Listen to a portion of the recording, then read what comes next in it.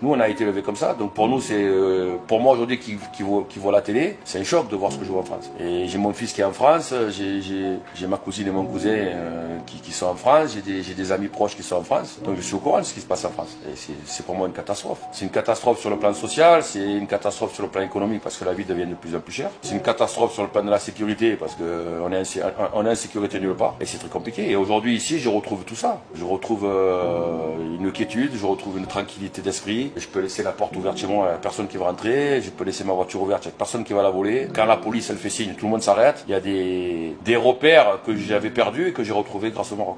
Non, je me suis décidé, moi je suis quelqu'un de très... quand je prends des décisions, il n'y a pas de retour en arrière. J'avais envie de quitter la France. Bon, moi je suis Marseillais, on est dans une région compliquée, pour plein de raisons. La France c'est un pays compliqué, encore aujourd'hui de plus en plus, et j'allais dire de pire en pire.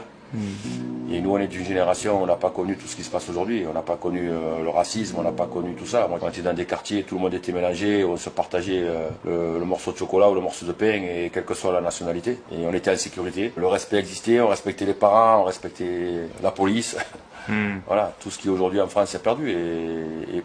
Et pour tout ça, et par rapport à mes problèmes familiaux, personnels, j'avais envie de déchirer le cahier français et de partir ailleurs. Voilà. C'est pour ça que j'ai atterri au Maroc. La vie de tous les jours.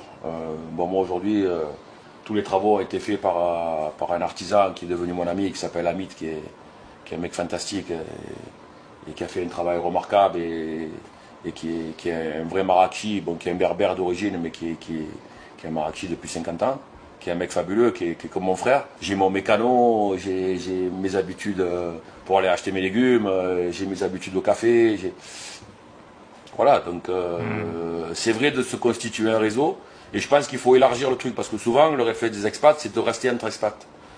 Et je pense que c'est pas là. Pour moi, en tout cas, c'est pas comme ça qu'on vit le mieux le pays. Et le mieux le pays, c'est de vivre avec les gens du pays, donc avec des locaux. Ouais. Voilà, donc moi, j'ai beaucoup de potes marocains et je suis très heureux des échanges qu'il y a, parce que c'est des gens authentiques. Voilà, c'est des gens authentiques ici. Il n'y a pas de... Voilà, à la différence de la France, quand tu donnes un peu, ici ils te rendent beaucoup, mais il faut les respecter. Parce qu'il y a aussi des gens qui viennent ici et qui se jouent un petit rôle parce qu'ils ont de l'argent ou parce qu'ils ont une certaine classe sociale. Et d'une, c'est mal perçu, et secondo, c'est pas la bonne voie à suivre. Voilà, je pense qu'il faut respecter ces gens. Moi, j'ai eu la chance de faire pas mal de pays par rapport à mon boulot. Et le premier réflexe qu'il faut avoir, c'est de respecter l'endroit où on est, la culture des gens et leur éducation. Voilà, donc à partir du moment où on fait ça partout, on est respecté. Et ici, je pense que voilà, c'est des gens qui sont exceptionnels sur le plan humain. Voilà, qui sont chaleureux, qui sont gentils, qui sont dévoués. Bon, après, il y a toujours pareil, il y a toujours des mauvais dans le tas. Mais dans l'ensemble, c'est des gens fantastiques.